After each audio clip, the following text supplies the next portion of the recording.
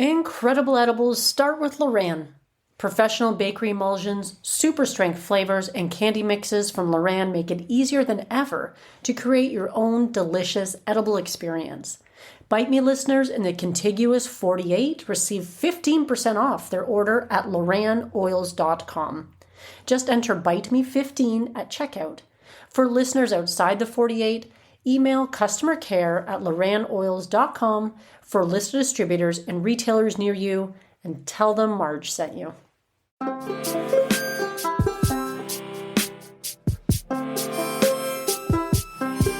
Welcome back, my friends.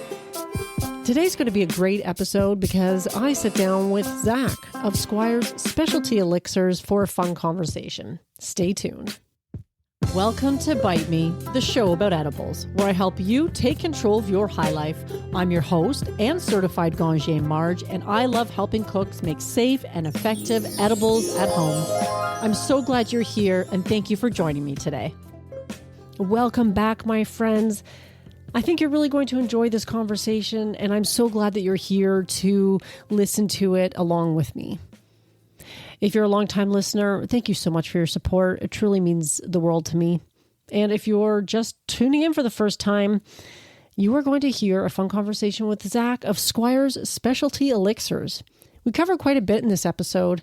And of course, much of that was about how Zach got into making edibles in the first place. And he does things differently with his specialty elixirs. And that's what really attracted me to what he was doing in the first place. And of course, we cover what his first experience with weed was like.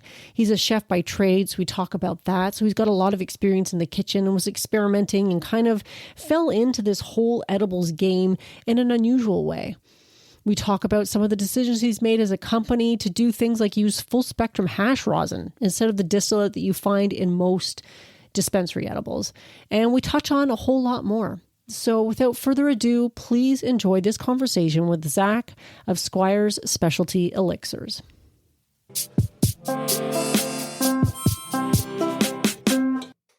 All right, everyone. I am really excited to be joined today by Zach from Squire's Specialty Elixirs, and we're going to get into some pretty interesting stuff today.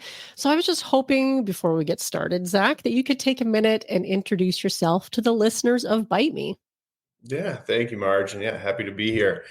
I'm Zach Squire, Portland-based chef, chef owner of Squire's Specialty Elixirs, and we focus on making cannabis-infused beverages made from 100% real fruit and solventless inputs. Excellent. And so for anybody who was also wondering where the name Squires came from, now we all know. That is my name. So before we get into it, maybe you can tell me a little bit like what your first experience with weed was like, and when did you discover that you enjoyed edibles? So my first experience with cannabis was actually the last day of middle school. Me and a few friends met up with some friends who had been a little bit older than us and experienced users, and we scored a bag of. At the time, we called it Headies because that meant, top shelf flour at the time. And bad weed was pretty prevalent at that time, which I'd soon find out. But so it was a beautiful day heading into high school. It was kind of just like a surreal kind of textbook first time smoking weed, and ended up going to a buddy's attic, kind of like that 70s show style of sitting in a circle, smoked out of a homemade 2-liter Coca-Cola bong. And nice. Got absolutely wrecked. Great first experience. We're right on the ocean. Ended up going to a classic kind of old school burger joint in my hometown called Gillies. And I just remember it definitely tasting the best it's ever tasted for sure. But that was my first introduction to cannabis, and I definitely started messing around quite a bit after that. Sparked my interest. Definitely fell in love immediately, and probably shortly after that, I tried my first edibles. I think my first edibles were, I think we called them firecrackers. Actually, we would, I've yeah, heard of those. I've heard yeah, tell of yeah, those. Yeah.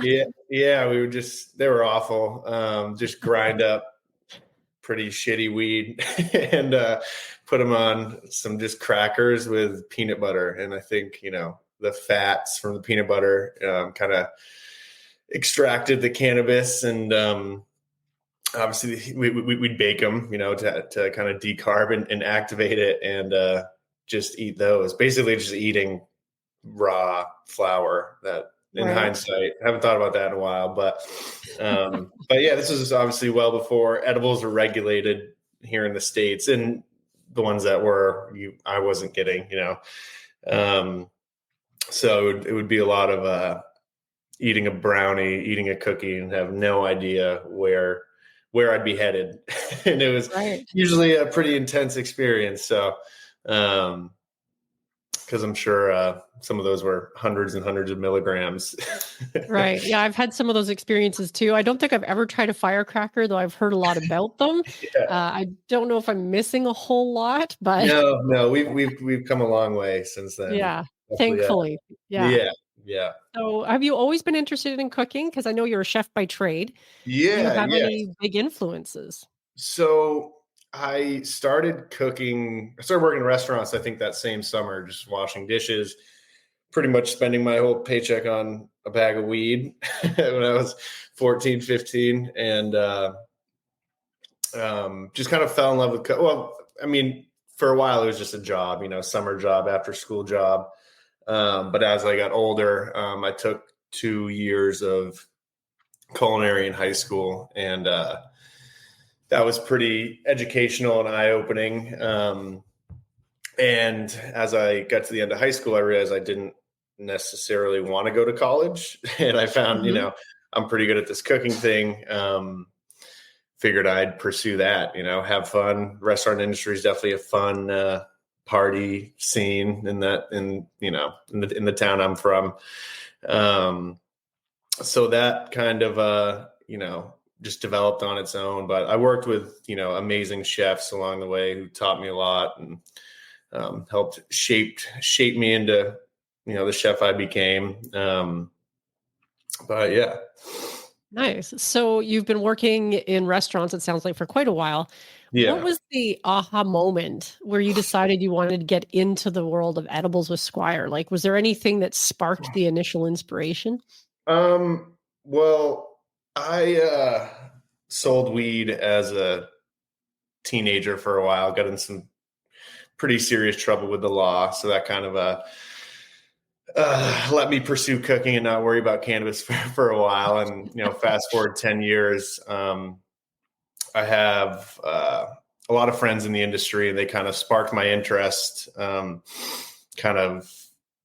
you should do some savory things. You should do some, fun items like that. So that's kind of when I started messing around in the kitchen, after work, after hours. But yeah, that's kind of what sparked my interest. And then, looking more into the market, seeing that there was really no, not healthy, but I guess healthy options, when it came to edibles. That's when I wanted to kind of mess around with some edibles made with real ingredients. Right. I love that, because I do find here I'm in Canada, and a lot of the dispensary edibles are gummies and candies and that kind of thing. And if you're health conscious, it's nice to have some other options as well. Yeah. But cannabis and edibles it's a super regulated market. So why did you feel like you needed to bring this to market, and why elixirs versus other forms of ingestible cannabis? So, we actually started as a savory edible company. We put out a hot sauce, a barbecue sauce, some olive oil, some different butters, kind of more geared to what I was used to, and my my little more geared towards my expertise. But that one thing turned to another. We actually put out a cranberry sauce for Thanksgiving. and I put out a drink recipe using the cranberry sauce. And, come January, people started asking for more cranberry sauce. And that's kind of when a light bulb went off in my head, because they wanted it for more drinks. So, it's kind of giving people an option of a drink mixer or ready to drink beverages made with real ingredients could be a big hit. And that's kind of when we put out the Elixir line and kind of took off from there. Nice. Are any of like the hot sauces and olive oil still available, or is that just no? I mean, we have some stashes that we, Right. I give to friends and family because people did love them. But a bottle of hot sauce is going to sit in your fridge for a few months. It's kind of a more novelty product, which was awesome. But I quickly realized that this was going to be a sustainable business to grow. It would have to be some a gummy like someone takes every night, something like that.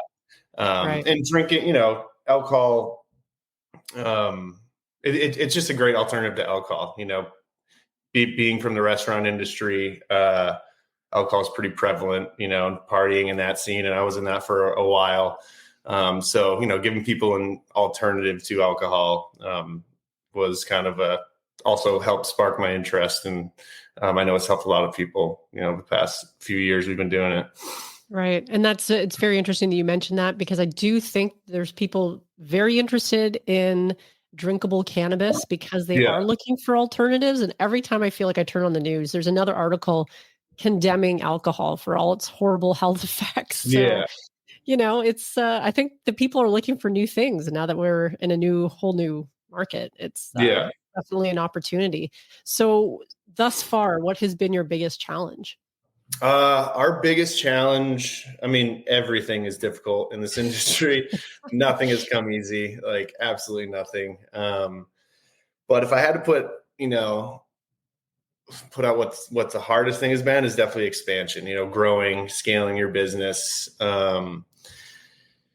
It's, we've been in the main market. We started in medical. Did that for a year or two, finally launched adult use. That was difficult on its own. That was the same state, it's like its own separate business. And now we finally launched in Massachusetts, and that took, a solid year and a half of finding the right partner. Cause we have a pretty specific product with, priorities that not everyone else has, so we wanted to find the right partner who was down with our cause pretty much, and was also able, it's not an easy product to make either. So, find someone who had a great team and could follow SOPs. And we found that in Temple Hill. But, money aside, obviously takes, funding to grow. We're not funded by, another large entity like some of these manufacturers have big investors or anything like that. So funding is definitely, an issue. But we wanted to grow, organically the right way. And we've been able to do that so far. So it's been good. Well, and I suppose that also helps you stay aligned with your values, like you said, because when you're not beholden to funders or other things like that, you can stay true to your roots. Yeah. And somebody once told me as well that being in the edibles market, you're in a double regulated industry as well, because you have food regulations and cannabis regulations, which makes it super challenging. And I guess you're in the States and it's not federally legal, which creates other issues. Yeah. It's I mean, we decided to build our facility in Portland, Maine, and we have a whole nother regulations of like the city, so we deal with the city, we deal with the state, and now, food regulations. So it's definitely a little challenging. Right. But, so not for the faint of heart, anybody who's thinking about getting into the edibles business. Yeah. No, definitely not. Now, you touched on a little bit like that your product is more difficult to make. Can you talk a little bit about that? I mean, I would say, using, artificial and natural flavors and food colorings. I mean, it's kind of an easy way out, cheaper and easier to do. Using real fruit, we deal with having to process that. So, cooking it down, pureeing it, straining it. It's just adds another layer of, oh, hey, just add this into the recipe and it's going to be consistent every time. So you really have to dial in recipes, SOPs, and just purveyors, to get a consistent product. Because as you know, one strawberry is not going to taste the same as the other. And from any time of year, it's also going to taste different. So getting, produce in peak season, there's just so many challenges that go into it. But again, once you taste and experience our products, it kind of speaks for itself. So, right. So you're using all fresh fruit. Yep. To create your product. Yeah. That's fresh. amazing. I mean, a lot of it is frozen because you got to get it during peak season, but yes, we come down, it comes down to real ingredients, real fruit. Yes, maybe is a better term than fresh fruit. Yeah. Fresh would be awesome. If we were maybe in the West Coast, we could get fresh all the time, but being from New England is challenging when it comes to the weather. Yes. Yeah. I can appreciate that for sure being in Canada, but what's the most unexpected ingredient that you've ever incorporated into one of your elixirs? I mean, not myself, but one thing that really irked me a little bit was seeing people mix it with milk. And I was just like, interesting. Yeah. And first I was like, we can't, share this or, bring any light to this. But, I ended up, after seeing a few people do it, I was like, well, I have to try it, have to see what it tastes like. And it actually works, in my head, I'm like, mixing citrus or anything like that with milk, not going to work, but not for everyone, but, it does work. And we kind of took that like, okay, let's make a milkshake recipe using this. And it makes sense. People pour it over ice cream, things like that. Right. When I saw that at first, I was like, we can't. And I'm not into telling people how to use my product. If they like to use a certain way, we always suggest, how to use it, but we're never going to tell someone not to use it a certain way. Another one was coffee. People mixing coffee was a little interesting at first, but we ended up, messing with some recipes, trying it, and it works. I mean, they are really so versatile. You can almost add them into anything that needs a little fruit punch. So, well, I can see maybe the coffee depending on the fruit flavor, I guess. Yeah. I would say blueberry is safe, raspberry is safe, but probably not. I wouldn't go pink pineapple or mandarin mango in the coffee, but I think the berries are somewhat safe in there. Right. Yeah. The citrus and milk sounds questionable to me, but people have same. Yeah. I wouldn't let it sit there for a day, but but some of the berry flavors though, I could see working well. It kind of reminded me like that Nesquik syrup stuff. Strawberry milk. It does make sense. And our products don't have too much citrus, in them, or like in an overpowering way. So it is very, fruit forward. That was kind of something that was a little scary at first, but it works. Yeah.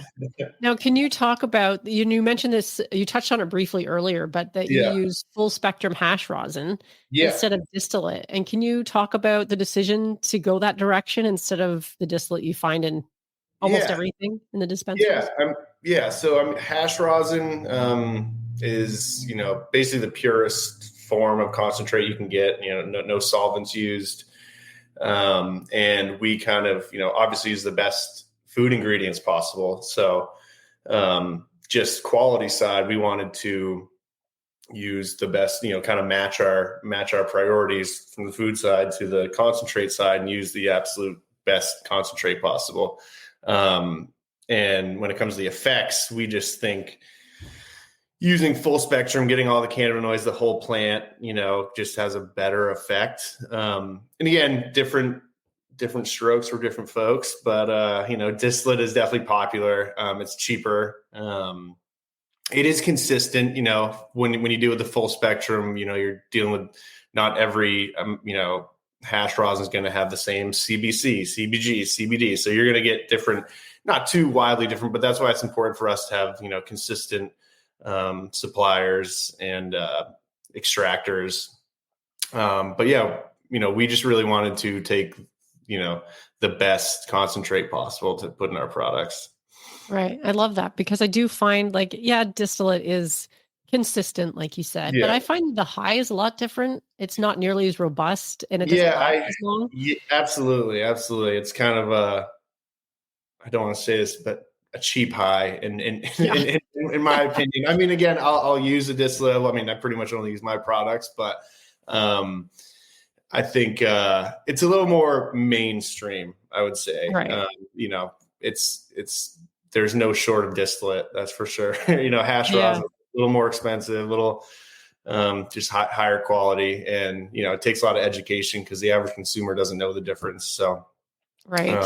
yeah, that's something we Yeah. work. And most companies, I mean, there's a few companies out there using concentrates like you are, but Yes, I yeah, would for say for sure. the most part, it's still distillate based. But anytime I go into a dispensary, I'm looking for the ones that are using like a hash rosin or something Yeah, like that, yeah, because I know I'll get something just better, that it's better for me mhm, anyway. Like you said, yes, have done lots of distillate based edibles mhm, before, and it does the job. But yes, sometimes yeah, I'm looking for something more, especially if I'm going to a store to buy it, because I do make a lot of edibles. But yeah. when I'm going to the store, I want what I want. Yeah, So yeah. No, yeah, that's yeah, that's what we want to give people. So, right, but yeah, as soon as people try it, you know, they love it. So we've never had anyone asking for distillate, you know, right. after Of trying our course. product. So, Right. The proof yeah, is in the pudding, as they say. Now, does yeah. that mean like are your beverages like the elixirs, are they more like do they hit faster than they would if it was an eaten edible? Like some Yeah, beverages you say yeah. hit faster. Yeah, so we nano emulsifier products, which you know you'll see in pretty much every beverage nowadays. It just creates the bioavailability for your body, you know, to accept it faster, pretty much, to break it down, you know, and kind of feel the effects faster. We actually achieve that, you know, without adding distasteful stabilizers or anything like that. Kind of found a way between the actual emulsion, you know, the time we emulsify, the temperatures we hit, and the natural pectin in the fruit to basically create a stable emulsion, nano emulsion, without, Oh, adding, let's say, distasteful chemicals and things like that. Because that's what a lot of beverages have to do, unfortunately, just create because you know, water and oil don't mix. So, mhm. you know, even if it does, a day later it's going to break, you know, and you'll have the oil sitting at the top. And we kind of found a way to get past that, to even stay even more true to our, you know, ingredients and mission. Right. So that would also mean typically that the high doesn't last quite as long as if you were eating it. Yeah, yeah. It kind of you know, first in, first out type thing. It definitely, like, we don't have issues with people, you know, like our sleepy time elixir, people take a tablespoon before bed. I've never had anyone complain that they wake up groggy. If anything, they're like, you know, we have people come to us, say they take melatonin or for the past 10 years and they always wake up groggy. And, you know, this was something Mhm. that was, you know, worked better and wasn't something that stuck around and just kind of slugged them down in the morning. Right. Well, honestly, I think one of the reasons I like beverages and whatnot is because it does hit you faster and it doesn't last as long. There are times where I don't want to be high for like 6 hours. I Yeah, yeah, mean, lots of times. yeah, So yeah, yeah, absolutely. It's it can get scary yeah, when it's that long. yeah. So Especially for those new users, if they're unfamiliar with it, and then yeah, if you know it's going to last a couple hours and you've ingested too much, that's yeah, definitely an easier ride to handle than the six yeah, hour like panic attack. So, yeah, yeah. We've and all I'm been sure there. So we've all been there. That's right. yeah. Yeah. Now, for myself, the year 2024, I've personally declared the year of community because I've been influenced a lot by some of the things going on in the cannabis community, my experience with it. Can you talk about how you personally find or foster community through cannabis? I mean, I think cannabis just brings people together, you know, and that's kind of why I fell in love with it. The same way I fell in love with food. You know, the way a dinner table brings people together, the same way a joint circle, you know, just kind of can connect people um, from wherever you're from, whatever you do. You know, everyone eats and not everyone smokes weed, but you know, when you're around people that do, that's kind of that feeling. And yeah, I think that's a huge reason why I kind of wanted to bring my two passions together, because you know, it's just creates community, brings people together. And it's cool to see different like every state, you know, down here is different. You know, there's different communities, different, you know, events and things like that. So it's really cool to see, now we're getting into the Massachusetts market. It's kind of cool and interesting to see how things are down there, because it's not far, but it is a different scene. So, Right. Yeah.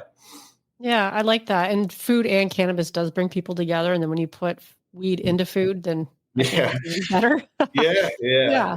And I do find for me as well, like just because I'm doing this podcast, the cannabis community has been incredibly welcoming. And I've had the opportunity to talk to amazing people like yourself who are doing cool things in the cannabis world. So I'd love to see what people are doing. Now, what would surprise people about you? Oh man. I don't know if anything's too surprising about me, but I guess, there's, I think a lot of people assume, everyone in the cannabis industry are huge users, but I'm actually a very, very low dose cannabis consumer. I didn't used to be, but when the reality of stress and life hits, kind of needs you to either goes either way. Weed either helps that or magnifies that. For me, it does a little of both, So, but when it comes to edibles, I stick to pretty low. Like I'm like a 5 milligrammer. Make myself a few drinks maybe, but yeah, I'm not some big pothead anymore, unfortunately. Right. Yeah. There's nothing wrong with that. Yeah. No, I still use every day, but just a lot less than I used to. Yeah, it's fun. Well, I've talked to a lot of people who feel the same. I've talked to all kinds of people that are obviously, wake and bakers and smoking all day. I'm not like that anymore either. There was a time in my life when I was, but I think I've just become more sensitive to THC over the years as well. Yeah. I mean, it's strong too now, it's not like it used to be.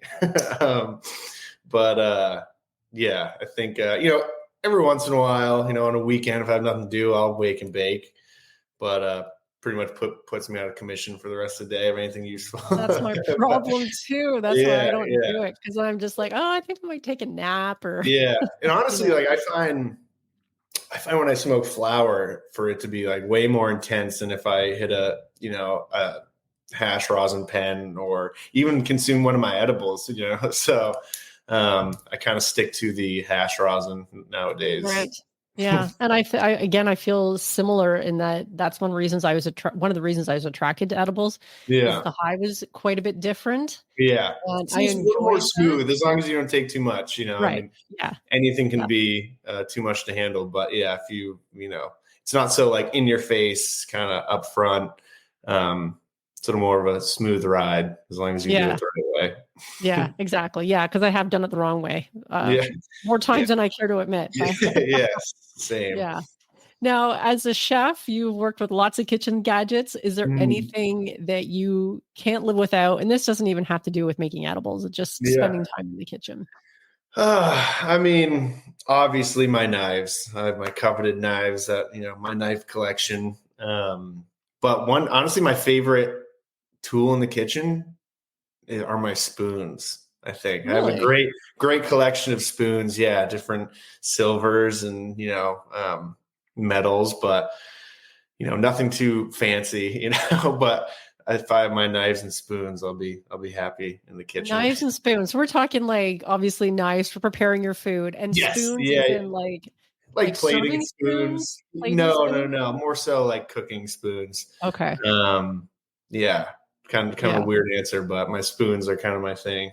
No, I like it. And you do need a lot of spoons because they're always saying you should be tasting as you go. Yeah, tasting everything, Spoon. Yeah. I'm a sauce guy, so. Right. That makes sense based on what you said you were experimenting with at the beginning. But what is next for Squier Specialty Elixirs? Do you have any future plans that you're excited about? I mean, in the short term, we're launching this spring a new, like as I mentioned earlier, we have our Sleepy Time product, but we'll be launching a new product called Squier's Go Time, and it's got a blend of THC from hash rosin, THCV, which is kind of a good upper cannabinoid, good for focus and things like that, appetite suppression. And then also CBC, CBG in there, as well as caffeine from yerba mate. Oh, So nice. yeah, it's going to be a white peach and apricot kind of yerba mate mixer. Still nailing it down. We've done a few trial runs. I'm trying to pack a little bit more caffeine into it. And as you know, our products are smaller, so it's hard to get, smaller and multi-serving. So it's hard to get 200 milligrams of yerba mate in a in a 2-ounce bottle with all the other flavors going on. But we'll make it happen, and that's going to be a cool thing. And then long term is just continuing to grow our brand in the right way that we've done so far. So hopefully. Once we get this Massachusetts launch running smoothly and products cranking in mass, moving on to New York, New Jersey, Connecticut, Rhode Island, and Vermont. I think that's kind of our goal. Just kind of take over the Northeast and expand from there. We've had lots of interest of people wanting to make it in California and Colorado and other states, but that's just too far of a stretch for me right now. I think I really want to things the right way. I'm not looking to, grow it as fast as possible. As they say, the cream always rises to the top. So, we're doing things the right way and just gonna grow it organically and do it the right way. Yeah, I love that. And you mentioned the yerba mate for people who are unfamiliar with it. My understanding, I have yerba mate. It's a tea. Yeah. It's highly caffeinated, but it doesn't give you like the jitters that a lot of people experience with coffee, for instance. Yeah. And everyone's different. To be honest, I don't drink much caffeine. I drink mushroom tea, every morning. Oh, nice. So okay. I moved away from caffeine, but I know it's a huge commodity. So people love it. So I wanted to give people a product that, again, stays true to our ingredients and our mission. And putting a caffeine concentrate really isn't that. So we wanted to kind of brew organic Brazilian yerba mate leaves, turn that into a concentrate, and kind of use that as a mixer. That sounds beautiful. And I like the sounds of you trying out with some of these like alternative cannabinoids, like the THCV. Because I know a couple of people that were in the States and they tried some THCV flower. Yeah. And they're like, it was amazing. Yeah. It's definitely a new, it's a new, not new cannabinoid, but one that's kind of catching on right now out here, at least on the East Coast. And, people are starting to explore it. I think it's great. Definitely, people have described it. I'm not saying this. People have described it as the Adderall of cannabis. Right. And just like helping folk, obviously way better, natural, and but helping, with focus and things like that. So, excited to see where that goes. And, I think it's going to be a cool product once we have it dialed in. Yeah. It sounds like you have an exciting year ahead of you. Now, where can people find you out in the world? Me personally or my products? Well, both. Me, I'll be in New England all around. But no, my products, we're pretty much, everywhere in Maine. And we plan to be pretty much everywhere in Mass come this summer. You can find us on our website, drinkdifferent.co. And find a store locator. Hopefully someday, maybe we'll be in Canada. I would love that. Yeah, if we find the right partner there. I know you guys have some different regulations. We might need to dial back our color scheme and things like that. Yeah, but it's not even that so much. It's the potency limits that I think are pretty troublesome for a lot of people who want to come into the Canadian market, because it's 10 milligrams a package right now. Does that include tinctures and things like that? Tinctures and oils, they can sort of get around that, but beverages for the most part are still 10 milligrams a container. Okay. Yeah. And I mean, that works for a lot of people. Obviously, there's tons of people out there with 5 milligrams, 2.5, or, they have those sessionable ones. If you're wanting to have more than one because you're at a social gathering, then lower dose works. But I do know a lot of people that could eat 100 milligrams or ingest 100 milligrams and barely blink an eye. So it doesn't serve those people. I'm not one of those people, but and that's actually, in Massachusetts, our product is categorized as a tincture because it is, a concentrate, people measure a cup, people dose what they want. But then that's the thing with, something I forgot to touch on when it comes to different regulations is like every state has different, rules and regulations. So we're having different labels, different compliance labels, different dosing. It's, a lot of hoops to jump through as you try and grow this business. But yeah, maybe someday we can be in Canada. We do have lower dose products as well. We do have 10 milligram little bottles. Obviously our 100 milligram multi-serving bottles are a little bit of a better seller. And I think what most people want, but we have a good array of products for both high dose and low dose users. Right. Well, I would love it if you did come to Canada and bring your products there. That would be fantastic for those of us who are looking for some alternatives that we can't necessarily find here. But I will be sure to include your website and your socials on the show notes when this episode comes out. And I just want to say thank you, Zach, for spending some time with me today. And I'm wishing you all the best coming up. Thank you. I appreciate it. It was a blast for my first podcast. So yeah, that's awesome. Thank you.